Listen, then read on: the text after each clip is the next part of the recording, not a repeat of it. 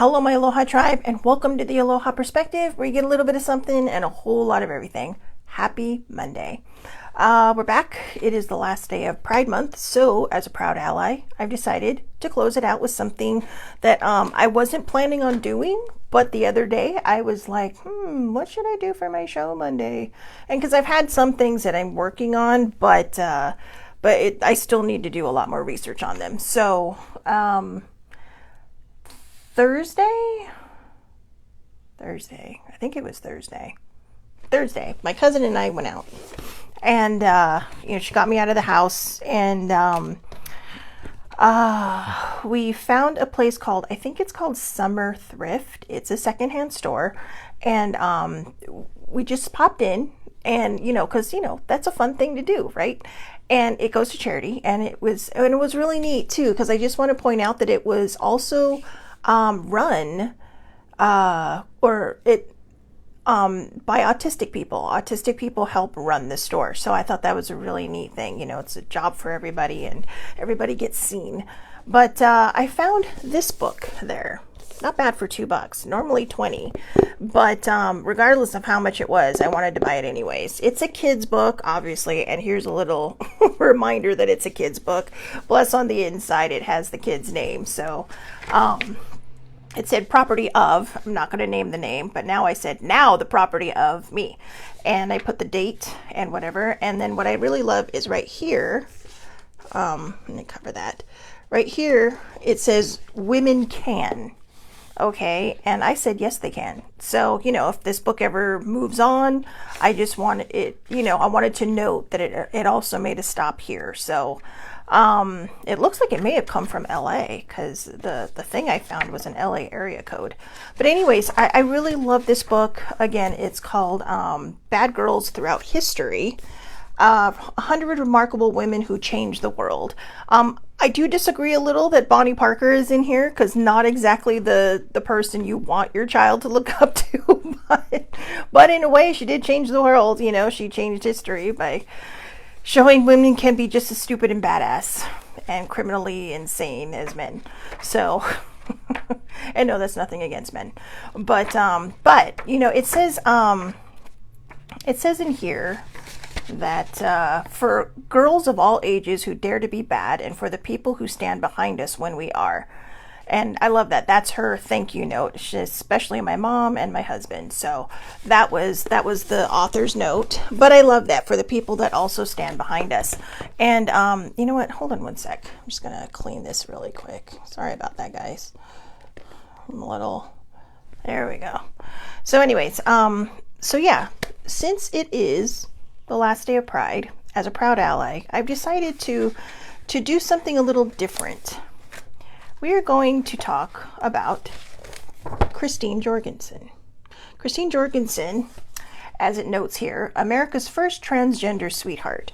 Now, the reason I thought this would be an interesting thing to do is because I'm going to read this, and then I have some notes that I did make. But one of the reasons I thought this would be good to do, especially on the last day of Pride, is there's so much controversy, even within the LGBTQ IA plus community, and with transgender people, there's a lot of people divided, and there shouldn't be. Everybody needs to band together, especially when it's a community. And I know that there's a lot of misconceptions. I know there's a lot of just fear mongering out there, but for some reason, a lot of people who aren't a part of the alphabet community seem to think that transgender stuff is new. So I wanted to point out a couple of things on how new it is not. The procedures have been more perfected. The replacement hormonal therapy has been more perfected. I do have a friend who has 2 transgender kids.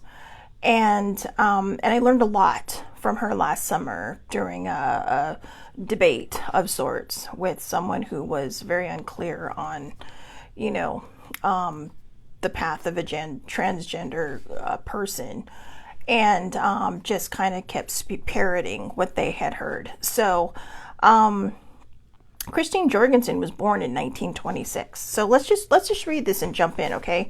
Actress and entertainer Christine Jorgensen was the first publicly known American trans woman. After serving in the Army, Jorgensen moved to Copenhagen to work with doctors specializing in hormone therapy and transitional surgery. She did not originally intend to share her story publicly, but the New York Daily News outed her when they published private letters to her parents about her reassignment surgery. She took it in stride and accepted a $20,000 offer for the exclusive rights to share her story in American Weekly magazine. When she returned from Denmark in 1953, the media circus was already waiting for her at the airport. She had captured the fascinated curiosity of a nation, but she also opened the closet door for all those afflicted with gender dysmorphia. Jorgensen leveraged her popularity into a nightclub act, stating that if people want to see her, they would have to pay for it.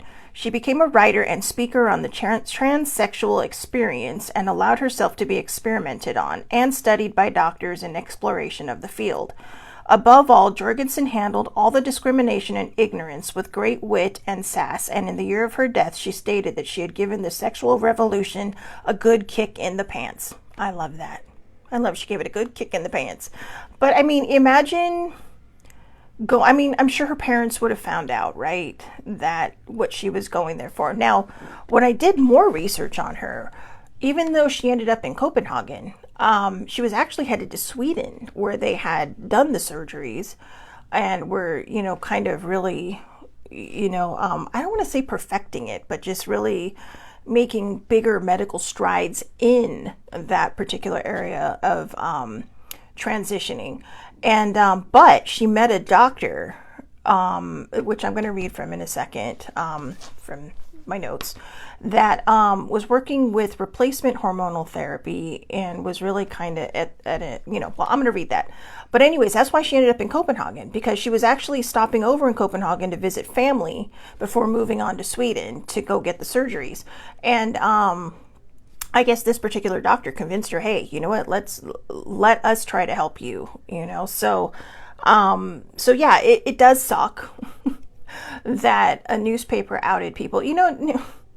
I don't care who you are, okay? If someone wants to be in the closet, don't force them out, no matter how much you think it's going to benefit a community, because there's a lot at stake with that, with their families, with their friends. It's something that they should be able to work up to. And if they don't want to work up to it, that's their choice.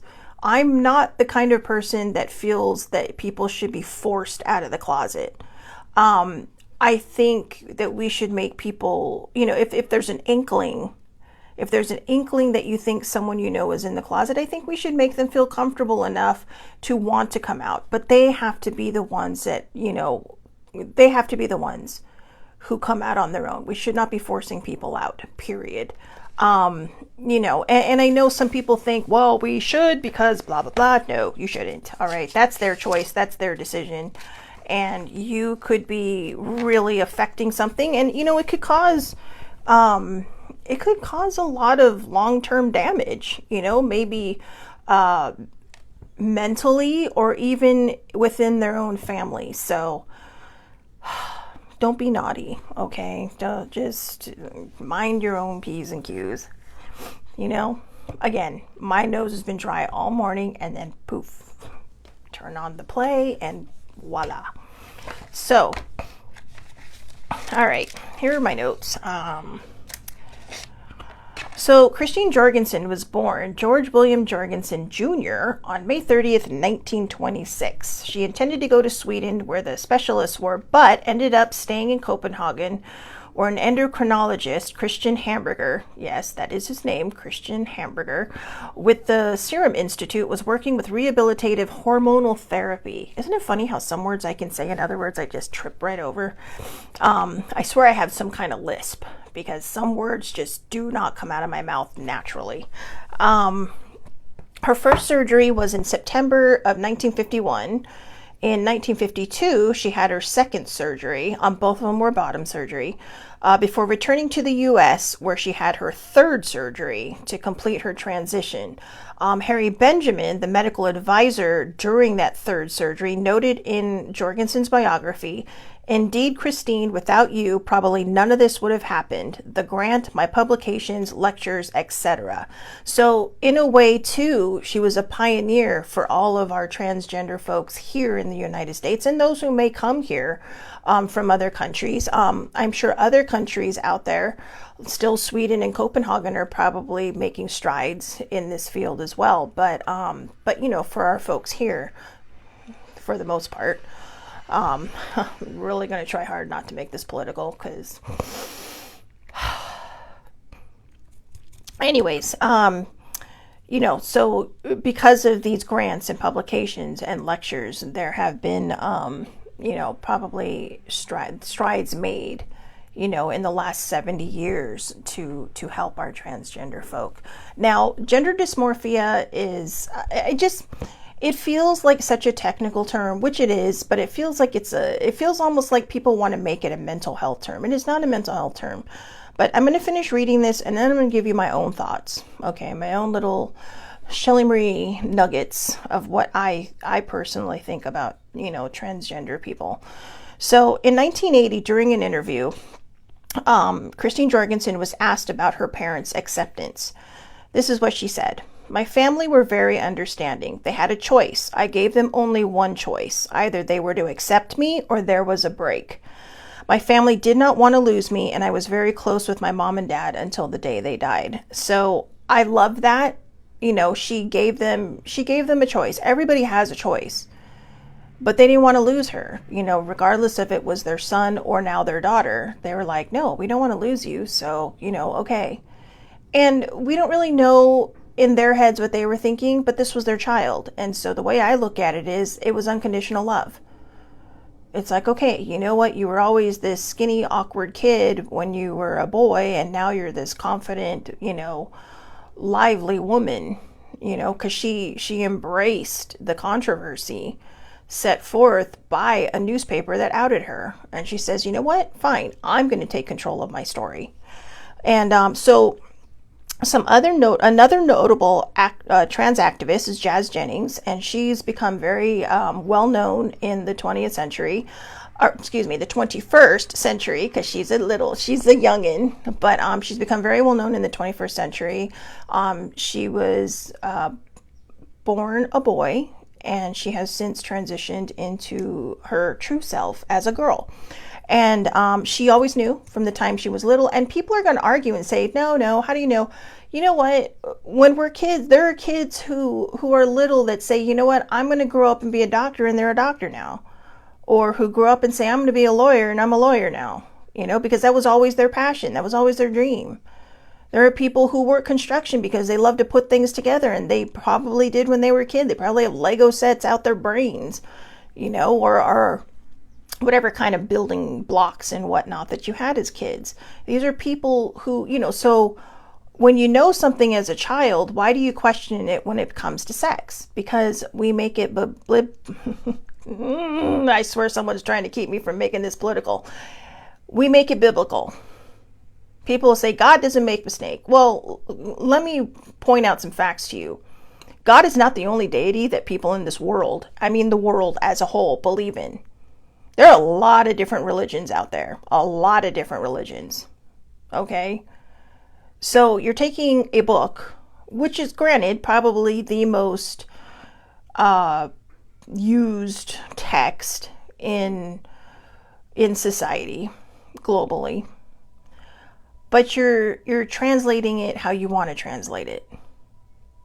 You know, you can say God doesn't make mistakes. How do you know that God didn't put this person here to teach people humility? To show them, hey, you know what? This person has decided, no, you know what? I would like to be this person now. And you have to go through therapy. You don't just walk into a doctor's office and say, "I want to start hormonal therapy and I want to have, you know, transitional surgery." No, you got to go through psychological evaluations to make sure this is what you want. Now, you know, I'll read articles from time to time that say, you know, "I regret my decision to do this. I regret this and that." So the question is, how did you get through your psychological evaluation to do this? if now you regret it. I'm not saying that that's their fault. I'm just saying, were you being honest during your psychological evaluation? That's the whole point of having a psychological evaluation. Also, the hormonal therapy is reversible. That's why they don't generally let children have surgeries until they're old enough to make their own choices. You have to have special permission in order to do it younger, but they actually prefer people not do it until they're of age. But again, hormonal therapy is reversible. Now, if you ever watch Jazz's show, you'll notice there's people who are older that are probably around my age or maybe even older who wish that people had been more open when they were younger, because when you don't transition as a child with hormonal therapy, you develop your things. You either develop your full femininity or you develop your full masculinity, so that when you decide to do your change, it's not as easy. And there's still, like if a man wants to go to being a woman, they've already, gotten their deep voice. So many things have happened. And if you ever watch her show, watch it with an open mind, because I learned a lot just from this family. And this family goes through a lot. A lot of people will lie and say that her parents have forced her to do this. A lot of people will lie and say they're only using her for, for fame and all that. No, they aren't. And she'll be the first to defend her parents, because there's a lot of things that her and her parents do disagree on. So, it's just, don't judge something unless you know more about it. Okay? Don't judge something unless you know more about it. And also, get your head out of the clouds and stop thinking that transgender stuff is just in the 21st century. Christine Jorgensen had her surgery 74 years ago, her first surgery. Her second surgery was 73 years ago. And her third surgery, which I'm assuming was in the following year, was at least 72 to 70 years ago. So we're talking an entire lifetime of somebody. We're talking about someone who was born when she had her last transition, who probably has grandkids now. That was a generation or 3 ago. And then on top of that, you had another person. The movie The Danish Girl. I don't know if you ever saw that, with Eddie Redmayne and Alicia Vikander. And, it was based on the story, and forgive me because I know I'm going to butcher this poor person's name. It was based on the story of Einar Wegner. Hopefully I got that right. Or Wagner, whichever way you want to say it. Who transitioned to Lily Elba. Unfortunately, they died because their organs were, I think it said organ rejection, but there was a lot of infection and a lot of, but it was I would guess it was probably one of the first surgeries. I don't know that for a fact. I didn't do much more looking on this because I decided to do this very at the last minute last night. So, but you can look up the story. You can read about Einar Wegner or Lily, Lili, Elba, ELBE, on the internet, and read about, more in depth. You can read about Jazz Jennings more in depth. But the reason I wanted to conclude this on this day in particular, June is always known as Pride Month, because since the 70s, since Stonewall. And, there's still, like I said, in the rainbow community, there's still so much controversy, even with them and the transgender. A lot of people will say, yeah, well, we were fine before there were transgender people. And it's like, come on, you're a community. I get that you might be angry, but that's like saying, we were fine before minorities came to America. No, the minorities were here. The minorities were the people that came here. The Native Americans were here first. Then all of a sudden you flip the script and they're the ones? No. It's stupid logic. I'm sorry. And if I'm offending anybody who might disagree with me, I do apologize. But when you have a community of people, especially the super marginalized, you need to be there for them. You need to back them up. You need to stand up for them. Because right now in this country, people are trying to erase them. It's like, well, we can't get rid of our LGBTQ or our LGB community, but let's get rid of the T's and the Q's. No, absolutely fucking not. No. And as an ally, I will stand in front of them if you ever try to hurt them. Any of them. In that, I'll stand in front of anybody if you try to hurt them. Probably not the wisest thing on my part. My father is really convinced that I am not going to die a natural death. Because, I don't knee jerk as badly as I used to when I was healing.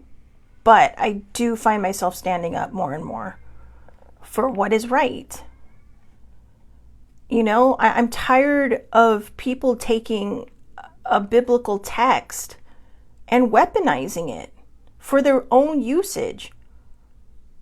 I was always raised to believe that God is love. God is love, period. He's not some asshole, just grabbing lightning bolts and just striking people down for being stupid. If that were the case, half this country would be dead. Seriously. He's supposed to be a benevolent, patient, loving God. But so many people have skewed his word. And I mean, come on, if you really stop and think about it, the Bible was written by a bunch of men. Okay? A bunch of men. My understanding is there was actually a part in the Bible that was written by a woman, but it was removed. Now, I don't know if that's true or not, but if it is, you see my point. But we have to stop. That's one of the reasons I'm more spiritual now and not religious. I have friends who are pagans, and, they accept the fact that I do believe in God. And like I said, I'm a polytheist. I believe in more than one deity, but God is the head. That's who I grew up with. I grew up Catholic. There's always a part of me that's going to be Catholic. I tried to deny it, but it's the truth. I realized this when I cared about which pope was coming in. I realized, okay, there's still a part of me that's always going to be Catholic. That's always going to believe in God. But they don't care that I believe in God. However, the people that I know, some of the people I know, not everybody. I have a lot of accepting people around me, and I'm very lucky. But the people that don't know me, as well as the people that do accept me and all my choices, are the people who say, well, no, there's only one God. And all those other people are wrong. Somebody literally told me that those other people are wrong. The ones who believe in the Buddhists and the Hindu and the Muslims. Well, the Muslims actually, I believe God and Allah are, I believe, one and the same. It's just worship differently. But it's like, seriously? We should be a community of open, loving, accepting people. We shouldn't be bashing people or parroting stuff and saying, oh, well, they said this and they said this and we have to protect the children. A good parent will protect their child. I'm not saying that all parents out there will, but it doesn't matter if their kid is transgender or not. There's a lot of kids out there, who are in foster care, who are being even mistreated in foster care. I mean, come on. Don't just sit there and, parrot something, but do nothing about it.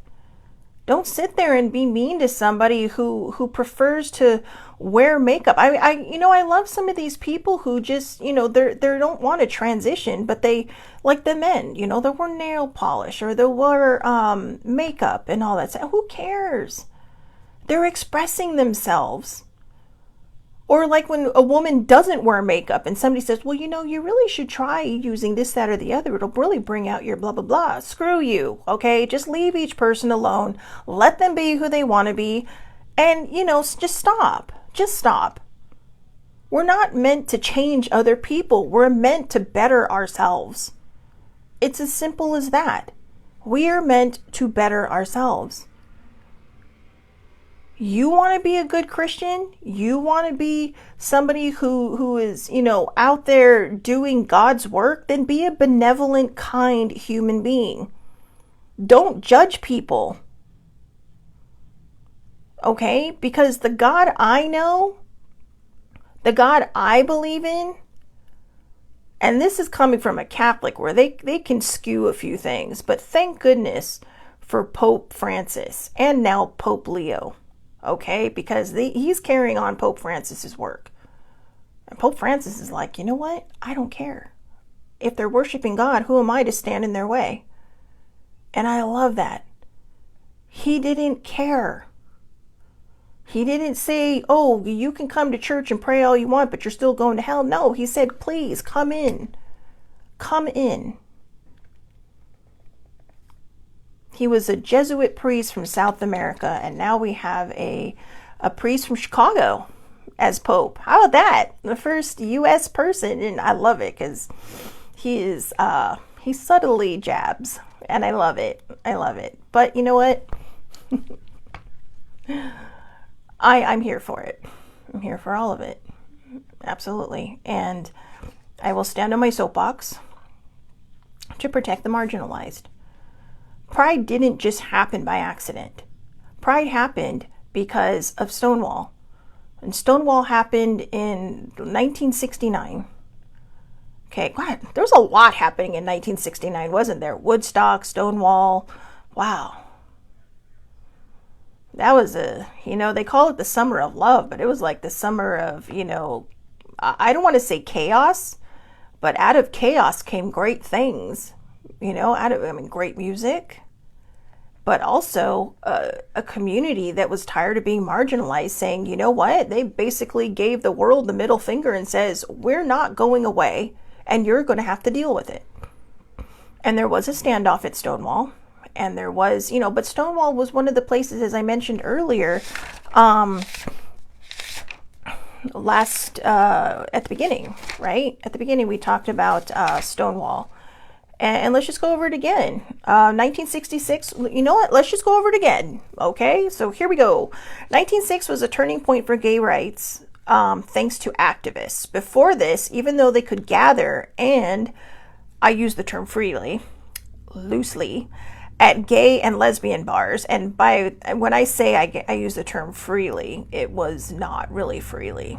Okay, they were still kind of just being bamboozled by the people that owned the bars. The New York State and Liquor Authority would shut down and penalize venues that served alcohol to known or suspected LGBT members, arguing that the gatherings were disorderly. Seriously? So a bunch of people are together just being who they want to be, loving who they want to love, and you're going to say it's disorderly. Meanwhile, you have all kinds of serial killers running around in the 1960s, okay? But yeah, let's marginalize the marginalized.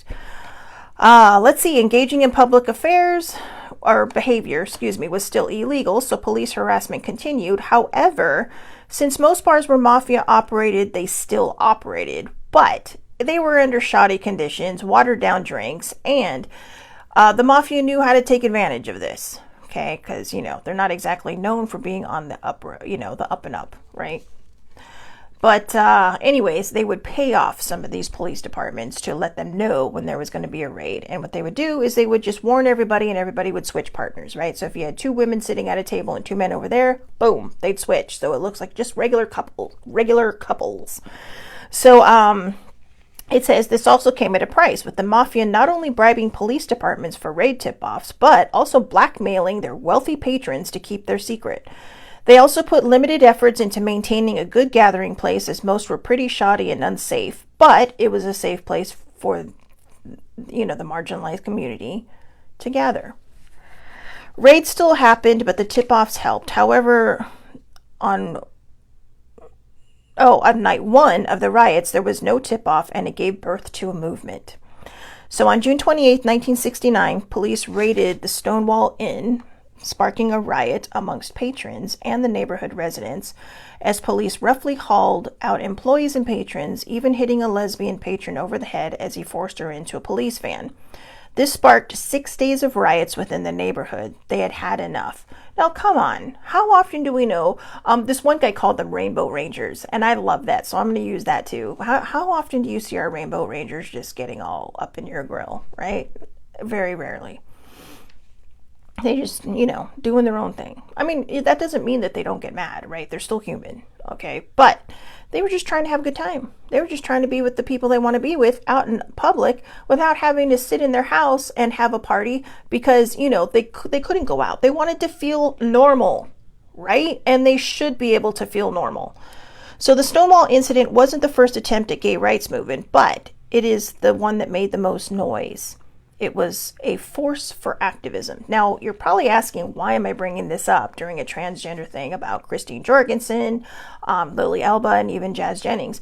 Well, because Stonewall was one of the only gay bars that didn't mind drag queens, that didn't mind transgender people, that didn't mind, cross-dressers, whatever you want to call them.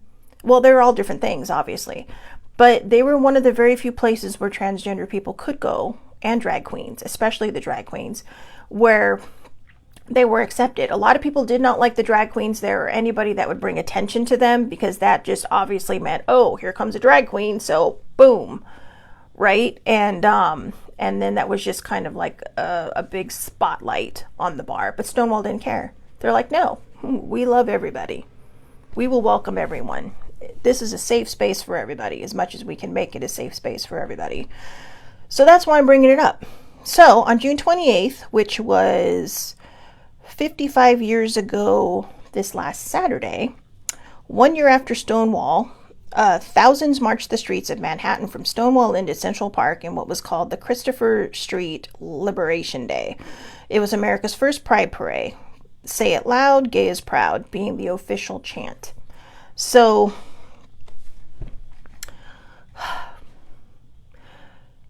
to everybody that runs through the alphabet of our wonderful friends, we need to, a lot of people will say we're fine, we don't need protecting, and maybe that's true for them. But there are a lot of people who still feel like they're marginalized. There's still a lot of people afraid to tell their own families.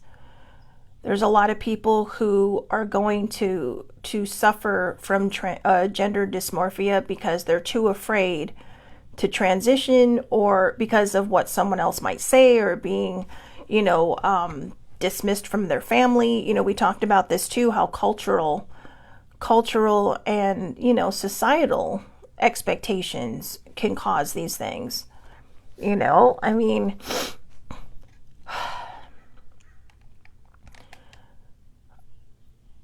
There are cultures that are so strong that religion really comes into a factor. And I'm going to say it, Catholicism is a big one. But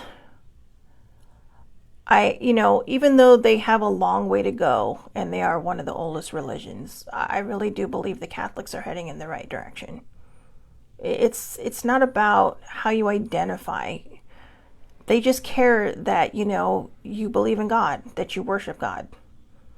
That's all they care about. And like I said, as a person who does believe in God, as a person who believes in a lot of things, but is really more on the spiritual spectrum, I don't believe this is what God would want. I think his words were interpreted to keep people in line. I think his words were interpreted to, but if you really kind of look at biblical texts, it does feel like it's very uniform, really, to keep people in line. But when you hear about people and, their even their NDEs, right, their near-death experiences, they're just like, it was just this most wonderful, beautiful, amazing feeling. It was like warm. I've had my own NDE. I was very, very young, so a lot of people are still skeptical, but I know what I know, and I remember what I remember. And it's not something I would make up, because I can still see it all in my head. I can still see me floating above my body while I was in surgery. And yes, I was on life support basically because they had to work on my heart. So, I was artificially alive for a while. And I remember the nurse, I even asked my mom, I said, well, did the nurse blah, blah, blah. And she's like, how did you know that? And they think it's because I remember this stuff from before I went in. But boy, I tell you, I was traumatized because I had a lot of needle marks, just from the stuff they had to give me to numb me and to put me out and blah, blah, blah. And I was so little. And boo, I remember that. But I remember my ND. I remember the tunnel. I remember the person bringing me back. I remember, the saying no. I remember smelling chocolate chip cookies. But I remember just wanting to go because I remember in the light was this beautiful, just greenery. It was just amazing what little I could see because I kept being pulled. No, it's not your time to go yet. But it was very enticing. But you can accept that any way you want to. It doesn't matter. I'm not concerned about that. I have nobody to answer to but myself and all my makers. All right, but when it comes to our transgender folk, I truly believe God loves them and accepts them and doesn't care. He made them. If you want to believe that God made people, then he made them. And like I said, instead of saying, well, God doesn't make mistakes, it's like, how do you know you're not the one making the mistake? How do you know that God didn't send them down here as angelic warriors to say, hey, you people need to be a little bit more tolerant. You need to stop being so damn judgmental and stop, weaponizing the Bible. And this goes the same in any other religion, whether it's I don't know how the Buddhist or Hindu feel about gays, but I'm pretty sure we know that the Christians and the Muslims are not that favorable when it comes to our gay folk and people within their own communities. There's a struggle there. And we have to learn how to be more accepting.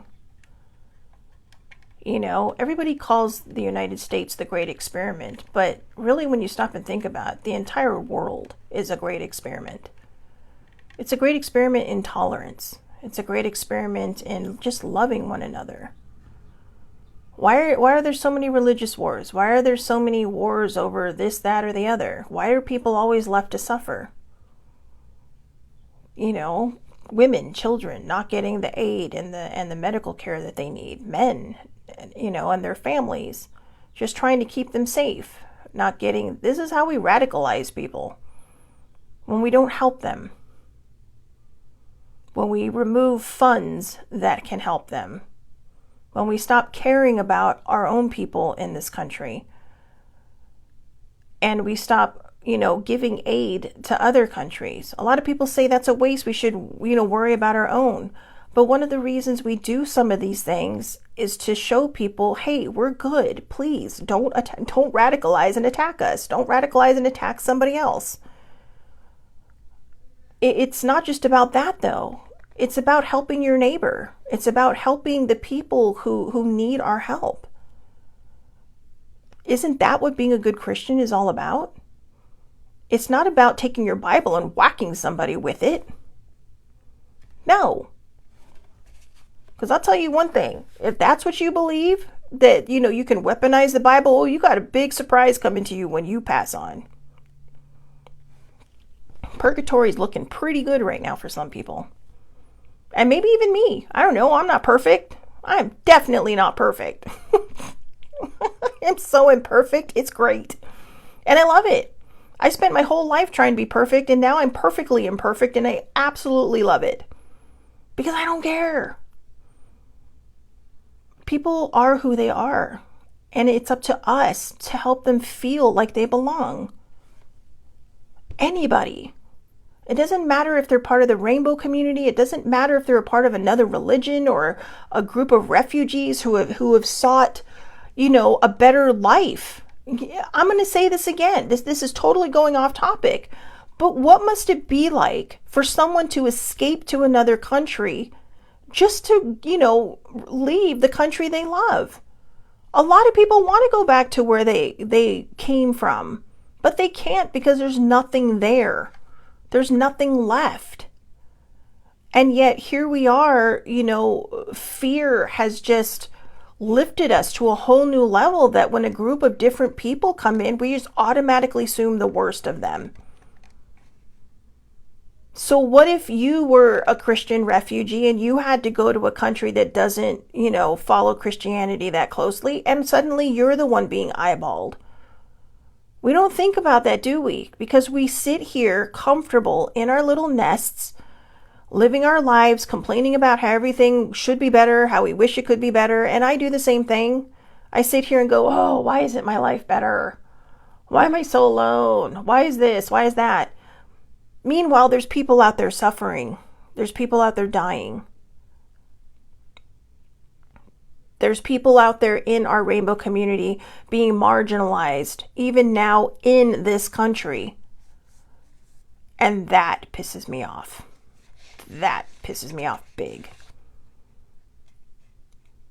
In the state of Florida, they were told that a certain bridge in Jacksonville, I say a certain bridge because I can't remember the name of it, would not be lit up with the rainbow lights. Okay? The governor said no. Like a big old baby. And so on their Pride Night, 2,500 people gathered across the bridge and brought their own lights. But then, not too long, a couple days ago, I saw a picture and somebody had posted that Mother Nature had created a nice little rainbow over that bridge. They took it from their apartment, probably about 4 or 5 miles away, but it was beautiful. You could see it perfectly. A rainbow is God's promise that things will get better. And, instead of looking at our friends, our rainbow friends, as being something that we should be afraid of, or oh, I'm afraid my child might be gay, embrace it. A good parent, and I hate to say this because, I don't want to offend anyone, but a good parent will accept their child unconditionally. Unconditionally. They're not going to worry about what the neighbors are going to think. They're not going to worry about what the family thinks. They're going to stand up for that child and start spreading actual awareness. They're going to say, hey, you know what? That's fine. This is my child. You accept him or you don't. And that's your problem. But don't you dare marginalize them in front of me. Don't you dare marginalize them ever. And if I ever hear you talking about them behind my back, there's going to be problems. That's what a parent should do. And I'm speaking out of my ass, okay? Because but I've seen people afraid to come out because they're afraid of what their parents might think. I mean, I know these people. And you can't really tell them, hey, I'm sure it'll be fine, because you don't know.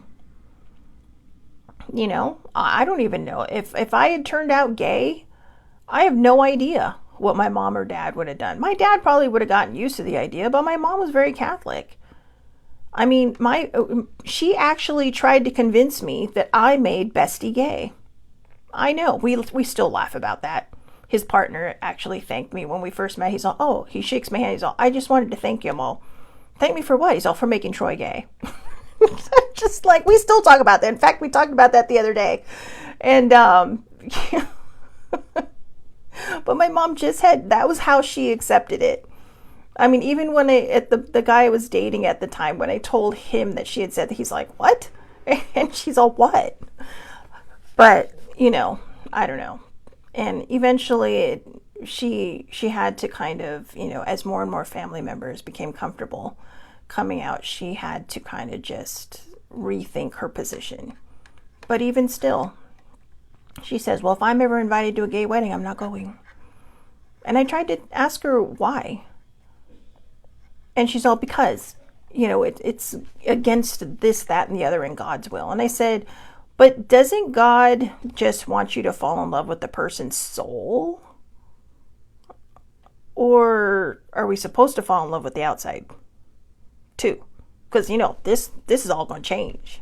That's right. We do not look the same. I don't look the same as I did 10 years ago. And in 10 years from now, I'm probably going to look different again. But come on. I know I'm all over the board on this. I know that we've gone from this direction to this direction, up, down, sideways, in every direction. But the main thing is about tolerance. And not just saying, oh, well, I'll tolerate you. No. We need to tolerate our own behaviors and be better. We shouldn't have to tolerate other people. We should be thinking about, why am I sitting here saying I have to be tolerant of someone else? No, you should be loving, kind, and open. If you're a Christian and you're one of those Christians that like to weaponize the Bible, which I'm sure you were never going to see this show, because this show, by just the beginning, you would have been like, nope, I'm out. I'm out. Not my kind of topic. Then you're missing a good speech, because even though I'm all over the place, I'm on my game today. Sorry, I'm getting out there now. But anyways, seriously. And you know what? I don't know why, but no one's commenting and I can't see anybody on. So I have a feeling it's another one of those days where, my powers that be are just saying, no, we want this to go smooth. We want this to go straight. No interruptions, no whatever. And I'm kind of sad about that, because I would love to know what the people watching are trying to say to me. And I'm pretty sure they are trying to say something. I feel it in my head. Like I'm turning on my computer now so that I can see what they're talking, if they're making comments. I don't know. But whatever it is, I'm going to tell you this now.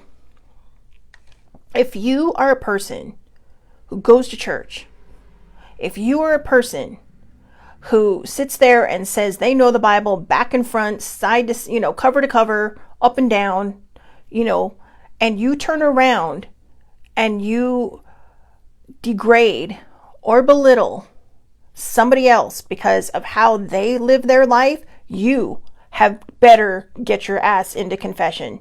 And you better start saying about 5,000 Hail Marys, because you are no better than anybody else. Well, you're really no better than anyone else anyways. We're all here for our own purpose. To make this a better world. To make this a good place. To make this a kind and loving place for people to live.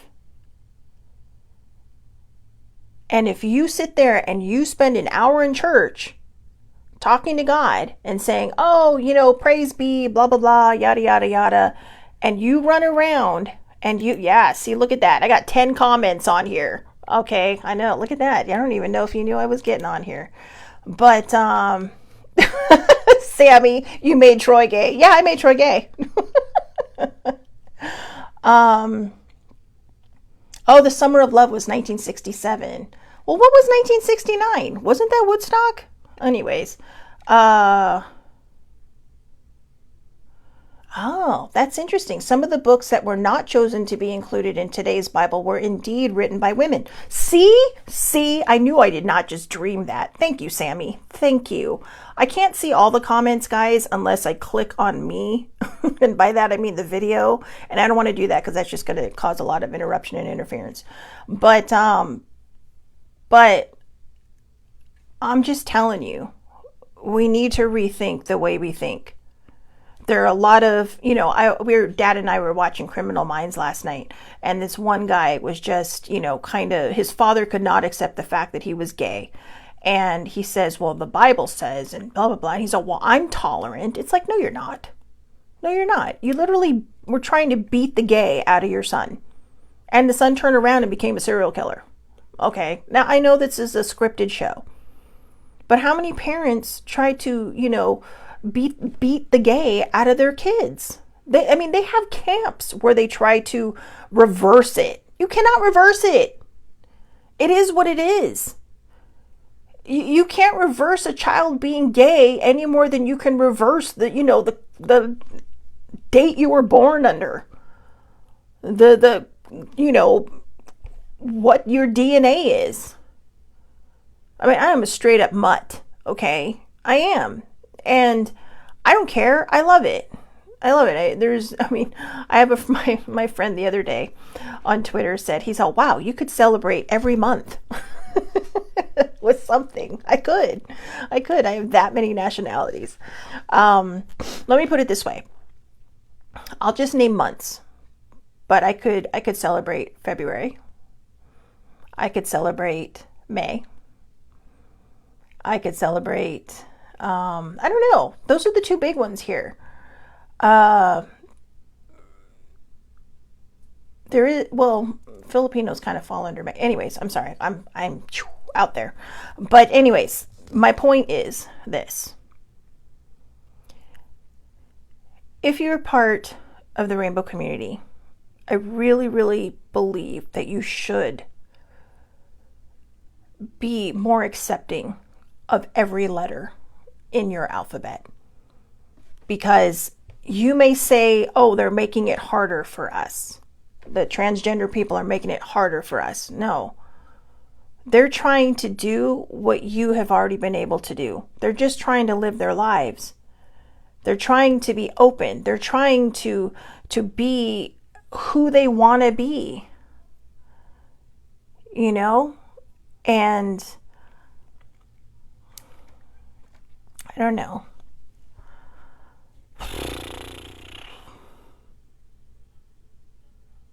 Sammy says that I should watch the show Pose. Was that the one with, oh God, I can't think of his name. Billy Porter? Was Billy Porter in that? I love Billy Porter. That dude, or he. I don't know I don't know what his pronouns are, so I apologize for that. If someone's, you can correct me if you like in the comments, so I do apologize for that. But yeah, I love Billy Porter. That person is just straight out, yes. Just, you know, I think I got his name right. I had to see my mind. Anyways, I've been talking long enough. I'm just kind of all over the page now. But you know what? We should be open and loving and kind to every single person. Every single person. Even if that person ends up, you know, proving us wrong in the end, at least you know that you were a good person in that. That you were, you know, that you were a good person. If you're a Christian and you're out there and you're thumping people with your Bibles, you need to stop. Because I'll tell you, God is coming for you. He sees you. And you may think you're doing his will, but no. And maybe you think I'm talking out of my ass. Like, how do you know what God's like? I know that when I was 3 years old, I had a 50-50 chance of living. My mom prayed. And whether or not he answered her prayers or just said, Shelly Marie, you've got a lot of work to do. Even last night, sibling is like, you know, you got a lot of work to do. And she's like, you know, you are meant to be on this planet because you still got a lot of work to do. Then I am happy to be a mouthpiece and a vessel of tolerance. Because, you know, being raised a Catholic, there was a lot of, one of the reasons, I didn't leave being a Catholic because I discovered a metaphysical and spiritual side. I left long before that because I didn't agree with everything they said. I didn't agree that, you know, if you committed suicide that you went to hell. No, God's just saying, you know what? I'm sorry, you weren't ready yet. Come back home. Or wherever, however this person religiously identifies, if they do at all. We're not meant to judge other people, okay? And the one thing that I absolutely love about Christine Jorgensen is she was willing to walk away from her entire life to be who she wanted to be. And her family knew this. Her parents knew this. I mean, come on. It had to be hard for her father. She was the junior. You know, she was named after her father. And next thing you know, she's a girl.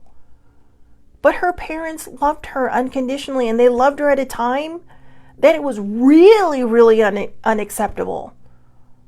And I say unacceptable in quotes because it should have never been unacceptable. You don't get to judge what somebody else does. Keep your eyes on your own paper, all right? Because life is a test. And if you don't get it right, you're coming back. You're going to fail and have to repeat this course. And that is something you do not want to do, right? It's hard. Life is hard. But it doesn't have to be as hard as we make it. We can reach out and we can love one another. That's the whole goal. You know, everyone seems to forget the damn 10 Commandments. Or everyone seems to forget just, you know, the natural principles, the teachings of Jesus, whether you believe in Jesus or not. It's all right there. Jesus was a hippie, for God's sakes.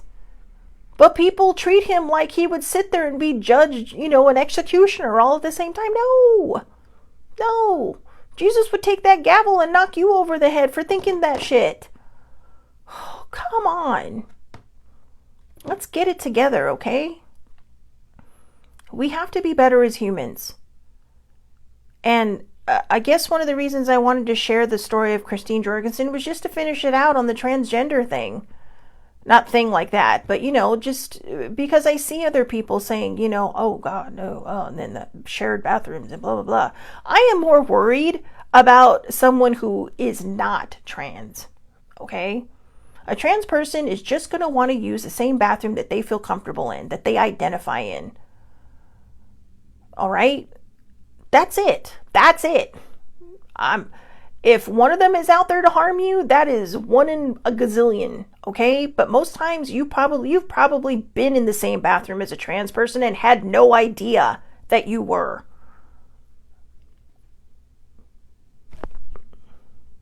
Period. That doesn't mean start looking at everybody. That doesn't mean start eyeballing everybody. It means just let people do their thing. Let people live their life. There's always going to be bad people in this world. I mean, my dad and I will sit here and watch Criminal Minds and I'll be like, I can't believe blah, blah, blah. And I'm like, Dad, they have entire channels for true crime. And it just blows his mind sometimes. So I'm off my soapbox now. Although I have to tell you, I enjoyed that soapbox. Yeah, I'm feeling a little, I don't know, feeling a little saucy today. But yeah, let's be better. Let's be kinder. Whether it's a refugee or a person that falls under the rainbow cloud, or the rainbow cloud, excuse me, the rainbow cluster is what I meant to say. Just be kind, be tolerant, because imagine what their life must be like. Imagine how hard it must be for some of them to not be able to be who they want to be, to not be able to just be honest about who they are, whether they're transgender or fall under the rainbow flag. Because they're afraid. They're afraid of losing people. If you're a parent, you love your child unconditionally when it comes to things like this, when it comes to their identity, when it comes to their sexuality. There are other times, we're not going to go in that direction because, unconditionally can be pushed to the limit sometimes with some people that go out there and are really, really naughty. But when it comes to this, when it comes to our rainbow rangers, we got to be better. We got to be a lot better. When it comes to the people that are, seeking a better life somewhere else, we've got to be kinder. We've got to be better. So, anyways, that's that. No idea what we're going to talk about tomorrow. I'll figure it out. Otherwise, I'll just pull something from the book again. I love that book. That's a badass book. But yeah, so have a great day, everybody. Thank you so much for watching. Older sibling and Sammy, I know you were both on because I'm looking at my computer and I can see you both on there. So anyways, okay, siblings laughing at something. I don't know. The sucky part is I have no idea what they're commenting on because none of the comments came up on here. But like I said, I think it's because they wanted me to be able to stay within the hour limit so I can post this to the other stuff. All right. So again, have a great day, everybody. I'll see you back here tomorrow, 8:30 a.m. Pacific time, Facebook Live. All lives are public. Anybody can watch under Shelly Marie Lucas. You can find me across the social media board. And yeah, and my ladies, have a wonderful, wonderful day. And thank you again so much for watching. I love you both. And again, for anybody else watching later, thank you for watching, and I hope everybody has a wonderful, wonderful day.